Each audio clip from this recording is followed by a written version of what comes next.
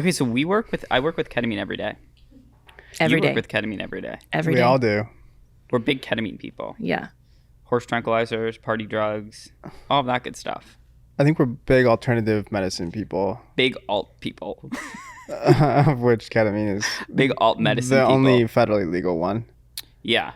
So soon to be Federally MDMA, legal. hopefully, and then For psilocybin. therapeutic reasons. Therapeutic reasons. Yeah. We're not talking about Tina Turner. Yeah. Yeah. Mm-mm. No Fairly Odd Parents. No. We work with ketamine every day, and we are working in the business of psychedelics. So we work with clinics all throughout the United States that offer these new innovative treatments. They're also preparing for MDMA and psilocybin, their FDA approvals. August 11th, big date. MDMA. Is that the day? MDMA, they're going to vote on it. Yeah. You think it's going to pass? No. They did an AdCom. It was like 2 to 10. Yeah, or 1 to something. 10. AdCom is basically like FDA gets all like the smarties in the room, you know, Yeah. all the nerds, and they're like, "Do you think that we should pass this?" And their nerds are like, "This is not a good idea." There was a few of them Really? There's I wonder. one, I wonder. There was. I think there was 2. one or two, yeah, that Yeah. were like they're the cool kids. They were sitting at a different table than all the other ones. Why? Why would they like absolutely not? Is there like They were saying that like there's not enough like clinical data to show like really strong efficacy. Mm-hmm. They also were worried about like with ketamine, they have this protocol called like REMS, so it's like Right. risk mitigation, where they're like there's a lot of risk around MDMA. But MDMA was also like a really big drug that they used or therapists used in the 80s before it got like really demonized. I think like 70s or 60s now. I think it was the 80s. MDMA picked up on the 80s. The Controlled Substance Act of 73. Ooh, is what? we get into it, yeah. But the MDMA war was, on drugs? Yeah, What? exactly. A Reagan. war on drugs. But Reagan was in the 80s. But MDMA wasn't like MDMA that fell under MDMA fell under that umbrella like I believe in the 90s. So the 80s it was okay, but it was still like It was like recently being racing. developed. Right. Okay. Yeah. So it wasn't under the act. No, it wasn't like LSD was like there. There's a few other of the cousins. Yeah. But MDMA wasn't in that realm yet. Mm-hmm. But it's really interesting, especially the developments that are happening in Oregon and Colorado, because they have not just decriminalized, but they are starting to take steps where like microdosing and like psilocybin, like magical mushrooms, are going to be legal. Yeah, it's crazy to think. I think now, correct me if I'm wrong, there are some places in California where you can buy microdose of mushrooms at like smoke shops. Yeah, so it's off the market. You know, Okay. it's not like Got it. Under the table There's type. also Yeah. like a form of psilocybin. I feel like it's not psilocybin explicitly, right? That they were selling at the convention in Colorado. Yeah, we went to a conference in Denver, and they were Yeah. like pumping out the drugs. Yeah, but I think Really? it's not quite psilocybin. It's like Yeah, it's like a cousin. DMT5A or something like that. Yeah, it's almost like, you know how they have like THC? Yeah. They have like Delta 8, Right. Yeah, exactly. Delta 10. They're Oh like God, that's so risky. It's like Spice. that. It's like that version, but sugar, for spice, and psilocybin. nothing nice. So is it safe? I think so. Or are people like eating like people's faces and It's not bath We salts. didn't see any eating of faces. okay, good. But I Yeah. don't think I was in the right room to see the eating of the faces. You know what I mean? So it could be Right. happening. I was looking for the room. Couldn't find it. Couldn't find it. But yeah, it's really interesting because we're working with these ketamine clinics all throughout the U.S. and they're preparing also for like mushrooms to become legal. And we had this one clinic that we were working with, and they were actually legally selling psilocybin, so magic mushrooms. Very interesting. But they were selling it as an exchange of like consultation. So No. So it's basically like you couldn't flat out sell magic mushrooms. Right. But what you could do is go for a consultation, pay for a consultation, and they will give you in exchange for the consultation some goodies to take home. Wow. All legal. It still happens in some states actually for like marijuana, Yeah. like where it's not federally legal yet. So you'll like buy a pencil for like $20 and then in exchange you'll get like marijuana, which is really fascinating. So they're doing this with mushrooms in these 2 states, and we actually had a clinic that was in one of these 2 states. And we were trying our best to be able to get them new patients and to be able to just like find them people that needed treatment. And they were like, hey, just to let you know, this is like an update that's happening when we're going to start like offering these mushrooms, these consultations. And I was like, really fascinating that you're going to offer these consultations. I think that we could potentially help you. At this time, we recently onboarded a new hire. It's a care coordinator. His name was George. Shout out George. maybe not shout out George. And George came in and he was like, I'm going to be really honest with you. I used to be a drug dealer. And we were like, whoa. Why did he just say that? Like, just to let you guys, this is not on my resume. I think that he wanted it to be like, he was like, if I could, because you guys like are selling ketamine, like I want to let you know that I could sell, you know? That's a weird way. Weird way. But at this point, we were kind of in a pinch where we didn't have care coordinators. Yeah. And we were trying to reach out to people and we were like, okay, we're going to give you this one opportunity. That's when they called me. Kyla, where are you? And George was like, I'll step in. I'll help this clinic out who's trying to sell these mushrooms. Yeah. So I'm like, okay, they explicitly told me, do not mention that you can sell mushrooms. What you are doing is you are selling a consultation. Right. And if you are properly and medically fit, this could be a really great opportunity for you. But the medical provider will be the one that makes this decision, not you. Yeah. And he's like, yeah, I've done this before I got you. And I was like, okay, here we go. Now, mind you, we use this like tool called the CRM. And basically all of the conversations are recorded. So we could hear them, the actual clinic could hear them, anyone could hear them. That's so embarrassing. So he's all like excited. He's ready to get in there. He hops in and he starts making these calls. And it's like middle of the day and I get a call from the person that works at the clinic and she's like screaming. She's like, tell him to stop. Have you listened to these conversations? And I'm like, whoa, what's happening? So I go in and I listen to the conversations and this man is peddling mushrooms. Now, mind you, the clinic that we work at and the clinics that we work with are usually like therapists, psychiatrists. Like the psychedelics have had a bad rap for a really long time. So a lot of people are making steps and strides away from like recreational drugs. Right. And he's basically like, hey, we're selling recreational drugs. Quote, we actually have mushrooms under market cost. Listen, lady, I've sold these before and this is a really good deal. And I was like,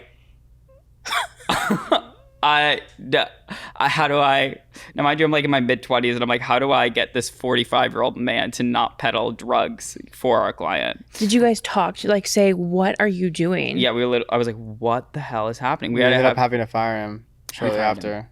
We fired him. Yeah. So RIP to George. I hope he's doing well. Yeah, me too. You think he probably picked up drug dealing again after he got fired? He was good.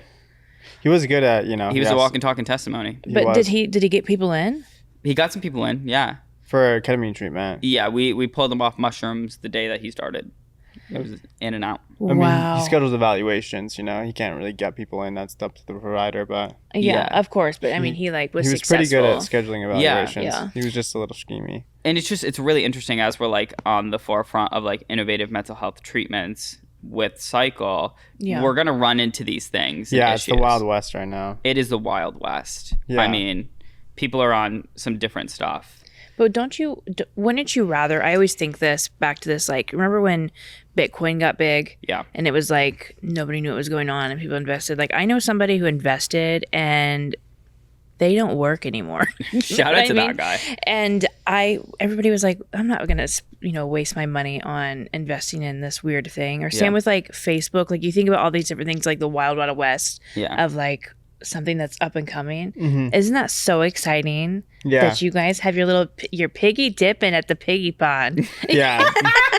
We're rolling in the shit. Yes. We're rolling in it. You're in the ketamine space and it's like really picking up. Like all these clinics are popping up all over the United States. All over the US. Like you would even think like, oh, marijuana is only legal in certain states. Yes. This is everywhere. And what's even crazier is like the big pharma, whether you like it or not, is hopping in the game and there's insurance-backed options for ketamine, which is crazy. And a lot of people are like, well, are psychedelics like similar to weed? And it's like, it is a completely different beast. The other thing that's really interesting about the industry is we're getting bipartisan support. So we're getting them Trumpers and we're getting them Kamala Harris fans and then even the people in the middle that are for Kennedy. Like you're getting a overall support on both sides, which is really fascinating to see. On the red, you're seeing like PTSD with veterans and they want to help the vets. And then on the blue, they want new innovative treatments for mental health, you know? Right. Yeah. So to be able to kind of see both sides, it's extremely fascinating. And I really think it's going to jump right over the marijuana and just continue to sprint into hopefully many more clinics throughout the United States. A nation united for ketamine. I love it. Hoorah. And the horses are behind us. We're riding in on the horses. The Wild West. It's so appropriate. Like it's perfect. It is crazy. We're out here with some new innovative treatments, you know. Are there any like mental health treatments or any like new mental health treatments that you would try? Like, would you ever try like an AI therapist? Oh, I think I'd manipulate. That would turn dark. I'd be like, yeah, no, absolutely not. I think I would like get like really, I would drive it in a way to like see like what else can I do, you know? Okay, so tell me like what would be some of these prompts? I'd be like, hey, you know, I do this every day naturally. Like I'll send AI like this really descriptive, you know how they can create an image? Mm-hmm. Like sometimes I just do it for fun and I'm like, a Muslim man on a plane with a corn cob. And the corn cob is, you know what I mean? Like I don't know what you mean. Okay, so I get really, really weird with these Is it like, things. are you like, I'm gonna create a really nice AI image right now? Yeah. Like, is it just like a spur of the moment or like? Yeah, sometimes. Okay. What tool do you use usually? The Instagram. I just get on Instagram. Wait, back up. Instagram has a tool that does this? Yeah, so you can text your little bot. In the search bar? And you can ask, look, watch, let me show you. I didn't know this. You can literally screen record this. I think I have the Muslim man in the corner on the cob too. Just screen record your whole process right now. Oh, screen record? Yeah, ask AI Meta or search. Okay, so please search your Muslim man on a plane eating the Muslim man on the plane. I don't know where I was going, and then the corn on the cob took me in a completely different direction. Let me see. AI Meta. Click. Yeah. Okay, type in Muslim man on the plane eating a corn dog. Imagine a communist America. That was my last one. What? That was my last one. Let me see the image. They didn't say, they didn't give it to me. Something went wrong. Please try again. Oh my gosh. Oh wow. A sloth with a baby. Okay, give me sloth with baby. Imagine a baby getting eaten by a giant sloth. What? Let me see what it looks like. Wow. Let me see. That is pretty scary. Oh my goodness. So that's crazy. Imagine a rapist. All right, back. We are too far down aisle 18. Sorry, imagine a mother and her kids smashing watermelons in a parking lot. How do you come up with these? It's just my brain. I just will literally say, okay, here's a woman made of bread. Are you like thinking of carbs and you're like, you know, it'd be really nice right now? A Muslim man smashing pumpkins. Why a Muslim man? Is your boyfriend Muslim or something? He's Armenian. Oh my God. What? Okay, so then tell me how you would manipulate your AI therapist. Put the corn dogs down, Kyla. I think I would just take it in a way of like being ridiculous and giving her like the most ridiculous, like outrageous problems of like, well, I've got a problem. I'm on the run. I've got 16 felonies. is behind me right now. I'm about to do it. I'm about to end my life. 2012 Subaru. Yeah, exactly. You know, like taking it really far to where it's like, please pull over. Please turn yourself in. And the FBI is like looking for me because I'm writing a manifesto. That's what happened at the Trump rally. Yeah. All of the transcripts are on AI. Just AI. ChatGPT. The sniper's AI therapist failed. ChatGPT, where do I go? On top of the roof. Okay, so no AI therapist for you. I don't think it would be like helpful for me. I think I'd rather have, especially me, like look at the things that my mind creates. You know what I mean? AI is going to be like, it's not an accurate, so error code 404. Yeah, they're gonna be like, sorry, we cannot help you. Yeah. But you know what I was looking into? So there's this therapy that you can do with a therapist, right? I don't know exactly the name of it, but it's similar to EMDR, but it's not EMDR. Mm-hmm. EMDR is the paddles with the zappers. Yeah, the little zappers, and you're in a dark place. And I've tried that. I didn't like it, but there's a different form. But I forget the name of it. I work with some therapists who are doing it right now. Mm-hmm. And I guess it's like really taking the lead on from EMDR. I'll get the name of it and like let me know. Yeah, I'll let you know because it's like really helping for PTSD right now. Okay, super interesting stuff. And there's only certain people you have to be licensed in it. So it's not neurofeedback, right? No, it's not neurofeedback. This is like only with you and the therapist. Okay, I'm not really sure. But have you heard of the neurofeedback that's like a video game? Yeah. Prism? Yeah. Yeah. I tried it. Did you like it? Danny did try it. Yeah. There's a clip. I did it for an ad, but How was it? it was baby crying? really Neurofeedback annoying. is basically Yeah. like, explain what neurofeedback is. Neurofeedback is essentially using like a game or some form of like feedback from a computer to be able to train your nervous system to calm down. Your right? amygdala. Your amygdala. That's firing. That fight or flight mechanism. So essentially they like strap you up to a machine with a bunch of wires on your head, and then you have to play this video game where you're in a waiting lobby for a hospital, and you have to make it so that way everyone sits down by like essentially decreasing the amount of cortisol in your bloodstream through your breath, which is really fascinating that it can pick up those signals. Well, it's like EEG, so it's basically like showing your brain patterns, and it's like you kind of want to relax. Yeah. So there's like babies crying and like a bunch of people yelling, and then you have to just like calm down, and slowly the video game calms down, and It's pretty crazy. it is crazy. How long did it take you to get you like? It takes like 9 weeks to get everyone sitting down. Yeah, That's what I I'm was. saying. How like did you do the 9 weeks, or did you like were you successful getting No, I anybody? just again I did it once for an ad, and it was like I don't think I succeeded on the first go. Yeah, it's really difficult. I'm about to say I've heard a lot of people who have like really gotten frustrated, Yeah. and they feel like And then it only perpetuates the problem. The baby screams louder, you know, if you Yeah. get more frustrated. And it's like for the people that are like definitely beating up their wives. You know what Yeah. I mean? Punching holes through. I wonder if they're concrete. going to take that research or something about like, I wonder if, like obviously it's newer, right? And they can take the research of that and like find out before something happens, like the shooting incident, like, the assassination, if they can get people to do this type of stuff and to see like, when they do brain scans on people, they Yeah. can tell like who's a Sociopath? sociopath or who's a serial killer, Yeah. like that kind of information to really help the public. They just like Yeah. a federal legislation. Everyone has to get their brains I don't scanned. think Everybody the needs to do Americans would do that. neurofeedback. Yeah. It's really crazy to see all of these new innovative treatments that are happening Yeah. within mental health. I mean, all of these clinics are like really popping up everywhere. Yeah. And it's not even just like mental health, but we were at a clinic and they were doing this treatment called SGB. It's like an injection into your neck for PTSD, which is I've heard crazy. of this. Isn't that so? I'd be so It's not scared. dangerous, actually. It's very safe. Like, they pump those people out. They got like 11 back to back, like 20 minutes each. And it's super crazy. simple, right into the neck, bing. And then their whole nervous system resets. We were at this clinic and it was really cool. They were in San Diego. And they're doing not just mental health treatments, they're doing a bunch of different treatments. Yeah. One of the treatments that they're doing is they're injecting PRP into penises and vaginas. What is Damn. PRP? So is it plasma? Platelet-Rich plasma, yeah. So it's plasma I've donated when I was in college. That's Could be your plasma going in someone's. Oh, so what does it do to the? So it's basically like they take your blood, they spin it, right? Yeah, and then it's plasma. like red blood cells separate, white blood cells separate, and then the plasma, Plasma. which is like the richest part of your blood. Yeah, it's like yellow. Exactly. Yeah. And then they can inject it in various places. So this clinic in San Diego was injecting it as like a hair treatment, like if men are losing hair, but Wow. also they're injecting it into penises. Wow, for like make it grow? enlargement. Or what? Enlargement, 1 inch girth, 1 inch length. Really? Mm-hmm. Isn't it kind of like a chode? Wouldn't you want it like more length than like? I think girth? that. Actually, I don't agree with that. Okay. You want it with just as wide as it is long.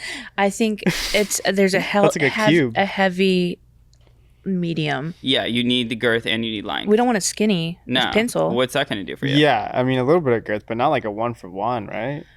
I mean, I don't know. I don't think so, but I think there would be like, again, I would choose, so at least, I don't know, throwing a hot dog down the hallway sometimes. I think you should use your AI and maybe you could create one. Oh, that's Be a like, great I idea. need one of these. Anyways, they're injecting it into penises. They're also injecting it into vaginas, which is really fascinating. And what is it doing to the vaginas? Okay, so if women over a certain age, Menopause. it's harder to orgasm. So they'll go in and Ah. it creates like they could orgasm again, or it's like Wow. a healthier sexual Yeah, function. it's interesting with all these innovative treatments. Like, where's the border between like this is an actual therapeutic application versus like not a cosmetic one, but just one to augment your life. You know And what I how mean? much does it connect to mental health? If someone's like looking in the mirror and he's like, Yeah. my ding dong is a micro. Like even for ketamine treatment, right? And he's injecting now. He's like, King Kong, you know what I mean? He's walking around and he's not feeling that. Yeah. That anxiety. I think that it's like analogous to ketamine treatment though, because you have people that, you know, are suffering with severe depression and then you have people that are just maybe like a little stressed, you know, and they still want to like partake. So that's more of like an augmentation versus a therapeutic. But that could swing you into a deep dog depression, you know, where this girl's like, the song don't dong, you know? Oh, the PRP? Yeah. I mean, it could be a like trigger. How much does it, I'm joking, but I'm saying like how much does the physical like reflect to your mental and how much does the mental reflect to the physical as well? Right. You know what I mean? Even like with Botox, it's so fascinating. Like women doing Botox or lip fillers and feeling much more confident. Like what, you know, that's like a huge thing. Yeah, there's definitely a case to be made for augmentation does actually have a therapeutic application for sure. Yeah. But yeah, I think obviously the application of the treatment towards people who are suffering opposed to people who want to, you know, enhance is more pertinent or important. Yeah, it's all super fascinating. Well, just like it's like you're talking about, like when is it going to be cosmetic or when is it going to be like therapeutic, right? And like it comes into play with insurance of like really, you can get anything covered by insurance if what? I think so, because even just like when people get weight loss surgery and they have that loose skin, right? Some insurances will cover the tummy tuck. Really? Because it's messing with their brain. It's body dysmorphia. But how does that? That's a mental thing. So it's mental health. Okay, so it's obviously body dysmorphia is like all mental, right? Yeah, it's a serious thing. But there's not thing. like a DSM-5. Yes, there is like, body dysmorphia. What? Like the DSM-5 is like the dictionary for mental health, right? What is it? Diagnosis. Body dysmorphia is a diagnosis. What's DSM stand for? Diagnostic and Statistical Manual of Mental Health. Yeah. Body dysmorphia is in there. Body dysmorphic disorder. Yeah. Okay, so what do? You go to your psychiatrist and you're like, listen, like I'm looking at myself and I think that I'm 350 pounds and I'm actually 150. And they will get it covered. I mean, they can do this with anything. A lot of different things. Like a boob job? Yeah, boob job, breast reduction. Shut up. No. I don't know about the boob job enhancing your boobs. That can be covered if you're trans, right? Because they can help with transphobia and body dysmorphia. That is a thing. But obviously, do you have to like fight the insurance companies? Sometimes you do. Sometimes there's something called a prior authorization. Tell me more about that. So prior auths are like, let's say I want to get a breast reduction, right? I've got huge boobs, right? So I want to it's hurting my back. My straps are indenting in my shoulders. I can hardly run. When I lean, they all move. You know what I mean? Like whatever. It's running with Smacking people in the face. Smack people in the face with them. Yeah. And I go to my doctor. It's like, it's killing my neck. I mean, then they're looking into doing surgery on my back because that's how bad my back is. Oh, right? wow. So they're like, well, let's get a breast reduction. Okay. So wait, is this legit actually? No. Oh, okay. Hypothetically. Okay. Ideally, yeah, I would love a breast reduction, which I have thought about it, but I just don't want to go under for another surgery. So they would go in, right, and send an authorization to the insurance saying, she needs a breast reduction. They're going to say, why? Like, they don't see me. Right. Of course, the insurance doesn't see what I look like, but they're going to give, she's got G cup size. She's got indentation. They'll actually send pictures. Is that a thing? G cups? Yeah. Damn, I didn't even know it went past D. I thought like double D was the biggest. What happens? There's like M cups out there. That's crazy. You've not seen double Z's? No. Let me show you. Hey, AI. Show Danny MZ cups. And they will literally take a picture of the indentation on the bra strap on the lady's arm nuts. To get the authorization. So you could get this covered by your insurance. Absolutely. Fascinating. That's wild. Yeah. I know that's like how it is with ketamine, right? Like cash pay, obviously, right? But if you have an HSA or an FSA account, your insurance will... those accounts will pay for it. But then if you could also submit a super bill. If you're doing Spravato, then your insurance will 100% cover it if you have treatment-resistant depression. Which means? That you have tried at least 2 antidepressants. Yeah. Also, if you have suicidality. So those 2 options, like your insurance will actually cover ketamine, which is crazy. You've done ketamine before. Yeah. I recently did it, actually. I'm sorry? I recently did it last weekend. Okay, tell me how that experience was. Recent. Where was it? It was actually at my house. I got it shipped by one of our clients who does at-home ketamine. Okay. So they just mailed it to my house. Better You. Him hit up Better You. Great things about Better You, by the way. They're amazing. BetterYouCare.com. They do ketamine treatments. They also do weight loss. They're starting NAD. Needless to say. Tell me more about this treatment. Yeah, so they ship it to my house. I did a tele-evaluation. So I spoke with the provider, downloaded the app. There's a whole program and protocol. Is it expensive? No, it's less than $1,000. I want to say it's like $600-700. Nice. Okay. Yeah. Tell me about the experience. So I did it on a Sunday night. I was winding down, lit some incense in my room. And then I took a couple of these capsules. I put it in my mouth. It tastes pretty intense, but you just hold it in your mouth for a solid 15-20 minutes. Okay. And then about 15 minutes in, you start feeling like really relaxed, dare I say sedated in some regard, and just like you're out of your body in some context, and you're able to really like just completely chill down. It's almost like if you were just meditating for like an hour or two straight. So were you like in a K-hole? Not quite. I think I would probably have to take more, but definitely like on the journey there, you know, where I'm meditating. It almost feels like you're just meditating for like an hour or two straight. Were you seeing things? No visual components. You just felt good. Just felt really good, really relaxed, and like I was able to just like completely disseminate the tensity of like my muscles and like just my psyche, you know, just like chill out. Wow. It was nice. It was very restorative. Pretty crazy. So did you just like do it in your bed and like have an eye mask on or something? Yeah, I had an eye mask on, and I actually ended up turning on the bath. I don't recommend this. You're not supposed to do it, but I just took like Matthew Perry coated. I was really sore gosh. Because I was just really sore, and so I just put some salt in the bath and just like chilled out. And get a rolling thing. Don't get in a bath under the influence. You you're release not yourself. supposed to do that. Yeah. I found out after telling. We need to get him a life alert. Yeah. Sleep in the But- bathtub with ketamine. Yeah, it was really nice. I mean, I've never That's been a fucked up. proponent Alright, of the pharmaceuticals. I feel like I've dealt with like episodes of depression and anxiety, but I've never been on any meds. But ketamine has been a really good form of being able to metabolize those negative emotions. Yeah. Yeah. And without having to be taking something every day, you know, just take it like Yeah. once every week or two. Yeah. And then, you know, sometimes I won't do it for like 6 months or a year. Totally. Some people do it twice a week with that route, and they do it with therapy, and it's super beneficial. Yeah. Absolutely. Much better than doing it like every single day, Yeah. having to Yeah. take it every day. It is pretty crazy that they could deliver ketamine to your door. That is a crazy That's concept. like a wild concept, honestly. Yeah. Think about if we time traveled and we were in the 70s, and we're like, just to let you guys know in the future. Do you ever see those memes where it's like, imagine the Salem witches, what they think of this? You Yeah. Oh well, my the thing gosh, is, yeah. Are the everyone Victorian was- children? I mean, people have been tripping balls though for like centuries. Yeah. They it's- have. You know, like Yeah. the Salem witch trials, they were eating like ergot, right? Yeasts, and they were probably Hell's bells. Yeah, they were probably on acid essentially. And then, you know, you have in the 60s and 70s people taking like amphetamines and Yeah, MDMA. speed was a big thing. I was Speed talking to a my big grandmother thing. the other day, actually, and I was like talking about like the weight loss drugs. Yeah. And she's like, oh, yeah, they would just like prescribe us speed. Oh, and I yeah. was like, what? That was a big one. She's like, I loved speed. And Yeah. then she was like, then they would give us a sleeping pill. Yep. And she was like, it was great. Giving like Great a times. Wolf of Wall Street, you know, the intro. when he's Yeah. I was like, I Graham, take the you Xanax to fucking chill out, daddy. and I was then like, what? Yeah. And she goes, yeah, in my time, that was very normal. And she's like, you didn't have to write a prescription. You just gave it to you. Yep. And I was like, what? Yeah.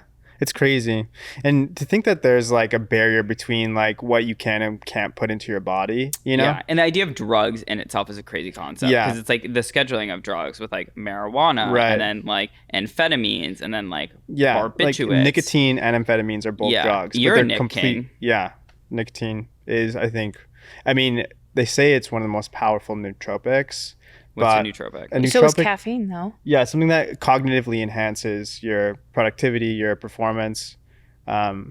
Yeah, and so it essentially allows you to focus, you know, and Yeah. I'd say it's one of my bigger vices. It's something that, you know, unfortunately I do every day. Yeah. That's why I like ketamine. Before you 'cause get it's those not pouches, like, you just you know, yeah. grab There's your tongue and just suck it up in there. Yeah. It's kind of like a little a gecko. little Zinachino, a little Zimbabwe. Yeah, and then you were just... Yeah, it really helps me focus. I feel Yeah. like since we're in the startup mode, like we're working like, you know, 50, 60, 70 hours a week. Yeah. And it's difficult to do that without any sort of like performance enhancing, I'm like bad caffeine at least, you know? with the vaping. I vape in my sleep. Like I Damn. literally, if I can't find my vape, Yeah. it's like who stole it? Like, I'm looking at everybody else. Like, Are you the couch flipper? Yes, I am the couch flipper. Pull over the car. Like, Oh my God. It's funny. Like, it's funny you bring up the whole drug things. I used to be fascinated with that. Just the idea of, like, when I was in high school and I took AP psychology, and there was a whole section. There's a whole section of drugs. And I remember just flipping to that part in the book, and I was like, I'm going to try all of these. Yeah. Like, that was, and I should have known then, like, that should have been a red flag of, like, you are going to have a problem, Kyla. Like, you're definitely going to be like an alcoholic or an addict, which I should have known, but I was young. I was 18. I had no idea what was going on. I remember my grandma gave me an AA book when I was a freshman in college. She goes, you need to read this. Alcohol Anonymous? And I swear to God. And I go, okay, what happens after I read it? And she goes, I don't know. They say it works. So, but that's a whole another story. But yeah, because you're big on the vapes. You came into the office the other day with a new AI. Let me tell you about my new best friend, iJoy. Okay, tell me about iJoy. So I didn't. I honestly, so I order my vapes offline, right? As a wholesale, they're a lot cheaper. And this one's called Uranus, and it's got a lot of puffs, so that's why I bought it. Is because it has 25,000 puffs. That's a lot. And of how puffs. fast do you rip through Uranus? I'd say it takes me to get through Uranus, like, this could last me about a week. So Wow. 25,000. That's crazy. Divide that by 7, quick math. You're hitting like 7,000 puffs at least. A day, yeah, probably. Wow. No, it's closer to 3,000, but No? 3 times 7? Smarty pants. 21? Oh, yeah. I'm way off there. I wouldn't even be able to do that in my head, so that tells you a lot. Okay, anyways, iJoy. iJoy, so that's still a lot of puffs. it is a lot of puffs, but it's my biggest vice. Yeah, me too. Quote unquote. Me too. Quote, unquote. Yeah. It's definitely my biggest vice. But I love it, and I feel like like a I'm doing an commercial for ad. But iJoy. anyway, so I bought it, and I was like, I had no idea. I just bought it, put it in the shopping cart, whatever. So I get it, and I look at the box, and it says AI voice control, and I'm like, is this the name of the brand? I'm like, what the fuck is? I felt like an old lady with like my glasses.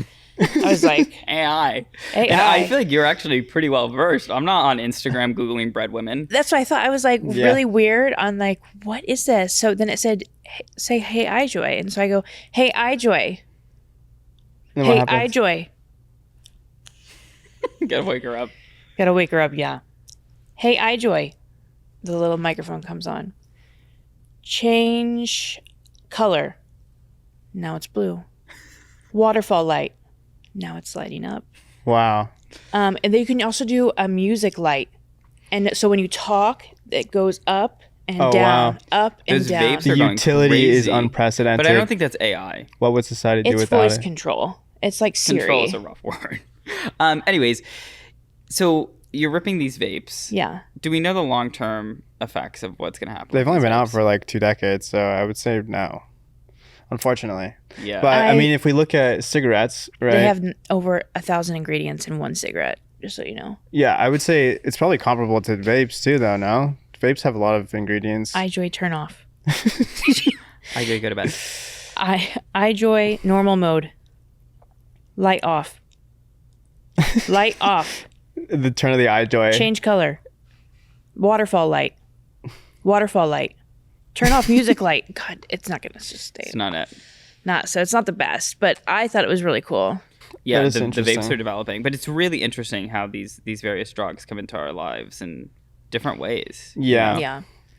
Yeah, like with the progression of technology too, people, injecting PRP into their penises and, Wild. talking to their vapes. It's crazy to think like what will happen with What's going to happen in the psychedelics. next, like 5 to 10 Yeah, years? I'm but like I don't know. excited. I don't think psychedelics really fall into this traditional class of drugs. It's almost like they're like a spiritual tool in some regard. I would I say agree that's a with more that. accurate description of psychedelics. But the thing with psychedelics is that I feel like they also are a huge proponent in terms of building up your freedom and purpose as an individual. Like when I do psychedelics, at least for me personally, I feel like it shakes the snow globe. Like it resets my paradigm, right? Okay. And in that, I feel like I have more freedom to act with agency opposed to just repeating cycles of patterns of behavior, right? Mm. Do you feel the same way? Yeah, I feel like I'm very conscious of my consumption. I don't know if it breaks like it makes me aware sometimes. I think my favorite psychedelic more recently has been Molly. Really? MDMA, yeah. Why is that? I think it's because it really like I had this really interesting situation at Coachella last year, and 2 of my really good friends were dating for a really long time. They ended up breaking up, and it was really tough because it's like, do you pick a side? You don't pick a side. Oh gosh. And then they had so much love for each other as well. It's just they literally moved to like 2 different places in the world. One moved outside the country, the other one moved to Hawaii. So it was like they were in 2 completely different areas. And I was like, damn, like I know how much they love each other, and not even a love of like obviously a romantic love, but there's when you've developed a relationship with someone, that love is there. Yeah. And I'm a firm believer that love could also be transmuted to like a different type of love. And I really wanted them to come together, and luckily they came together at Coachella, and we ended up doing MDMA, and I was like, I'm going to heal the shit out of these people. And I just feel like it was such a tool because it allowed them to like almost like release their egos or their idea of the other person and be able to like communicate as authentically as possible. Yeah. And when you're in that state, it's like not a traditional psychedelic where you're like seeing a lot of stuff, but it does this thing where you are in an altered state of consciousness, and I feel like you're more in your emotional body, and that allows you to open up and to almost like reprocess certain things, but then also be able to touch a point of authenticity of your emotions that usually are cut off. Because if you do sometimes feel so deep, you're like, I don't want to feel like that. I want to put it away in my little box in my corner and like refile it, and let's not touch that. Where I think that psychedelic or substance is going to be really interesting, especially in like a therapeutic sense. You know, like I even think about relationships that I have, like even with family members, and I'm like, oh, I would love to give you some LSD, some MDMA in your coffee. Yeah. And So just break you open. You 100%. Know what I mean? So do you think that it does actually give you freedom, in that it gives you freedom from your like calcified conceptions of reality and like your just mundane life, and able to like reframe things so you can present more authentically? Yeah, I think it almost like it opens you up for you to be able to like renegotiate, reach out, like get back into the state. And then when you do come back to your waking state of consciousness or your normal mind, like after your experience, your trip, whatever it is, you're in a state right now where it's like you're in a much different spot. And I think you could like reprocess some of those things or have different experiences, you know? It's interesting how you both, the viewpoint of how you both view the ketamine or like the drugs, right? Yeah. Or psychedelics in of itself. It's like you do it like personal well-being, right? And like instead of repeating cycles of like habits that you have to reset, and yours on the other hand is more emotional, and it's very different because it definitely goes into play to both your personalities and how you guys see things. Totally. So it's very interesting. 100%. What about you? Do you feel like you have this decalcification of your emotions, or do you feel like it's more? Every experience that I've had with psychedelics, whether it be LSD, ketamine, shrooms, anything that's been like has been extremely profound, scary almost. The last time I did LSD was a couple years ago, and I feel like I haven't really had another psychedelic experience in this adult time. Okay. So like right now I'm, you know, like when your frontal lobe develops. Yeah. I did a lot of my psychedelic experiences before that time. Me too. So I feel like I was really immature on some of the things that I viewed or some of the things that I understood. And I kind of just let myself, you know, get sober and do the thing. So now I feel like it would definitely be, which I'm interested in it, right? Like I'm looking into doing, you know, at-home ketamine right now. Are you? Yeah, I am. That's my goal, is I'm interested in finding something to... Why? Like, what is making you want to search out? I think thinking patterns. Number one, like I can see some thinking patterns that I have that are just not helpful or beneficial, like, or depression, right? Like depression of like not wanting to do anything or get out because of like lack of motivation. Not lack of motivation. It's something else. It's deeper. It's deep. It's corely rooted in body stuff, in the body dysmorphia world. So it's like, why would you want to move if you don't want to be in your own body? You know what I mean? So it's really, really hard. Why would you want to move if you don't want to be in your own body? Yeah. Like why? You physically can feel yourself in your body, right? Like you can feel yourself. Yeah. sit here, you can feel the seat touching your butt, like you can feel that. If I don't want to like deal with like what my body is in and of itself, because I struggle with body dysmorphia, it's really hard for me to like get active and move and that's like depression too. Fascinating. Yeah. So it's very, I've always struggled with that too. I can just see some of that stuff coming back up. Or even just how I react sometimes in like a work situation. And some of that anxiety that's rooted somewhere inside of me of either not feeling good enough. So I feel like I should be able to look at that and kind of reflect really on fascinating. That. Yeah, because that definitely is like you're in this like idea of yourself. Mm-hmm. You almost need another like. Yeah. Let me look at this from a different vantage point. Exactly. Because it's like I would never think about that, obviously. Right. Because it's like your experience. Yeah. But it's just crazy to even think about that because I don't really. If I'm like, oh, I'm gonna go for a walk, it's not like I don't like the way that my body moves. I think about everybody else that's gonna see me on the walk. That's so funny. I think about like just really things that are just ridiculous, and it's actually creating a panic disorder. That's like I was in a trip on an Uber going to get a surgery done. I didn't do the surgery because I was so freaked out. I had a panic attack in the back of this Uber, and again, I don't know if it's car sickness, but I was like, pull over, take me back home. I'm not doing this. Like I can't. I was hyperventilating, and I have not had a panic attack like that I think ever in my life. So some of that stuff is kind of coming back up where it's like, is it panic disorder? Is it depression because I'm just not getting out? I don't know what it is of like getting out of that thought process, right? So I'm stuck in it. So that's why I'm interested, because I feel like that can really help me reflect and look back without having the panic attached to it. Yeah, 100%. Totally. Yeah, I could 100% relate to that. Yeah, and that's why I think these psychedelic tools, they really serve as a form of creating freedom in some regard. Freedom from restriction, freedom from your toxic thought patterns, things that you want to let go of. Yeah, even resentments. Yeah, people, places, and things. I think that's a big thing. Like I said, with work, if I'll get resentful at work, I'll hold on to it and I'll be like all day. So I really think taking some time to do that, just a one releases, experience, just have that and be like, everybody's dealing with their own stuff. Totally. Everyone has their own stuff. Exactly. I could relate to that. With the resentment heavy when I was going through my experiences. It was like I had a lot of resentment. It's funny because resentment affects one person only, and it's you. And you're the one that's like sitting there with a knife stabbing yourself, and you're like, why does this hurt so bad? And it's like, oh, that's me. But yeah, I think that these substances are really fascinating. I definitely want to continue to learn more because I think there's like we see a lot of the good, which is good, but there's also some bad as well, and it's like, how is this properly administered? What's the best way? Like there's so much more that's there, and I feel like there are a lot of people in the psychedelic space that are like so happy and gung-ho and like this is going to change everyone. There's a lot of misconceptions too. I get so many people that are asking me questions of like, well, I heard it's only for horses and horses only, like it should not be given to humans.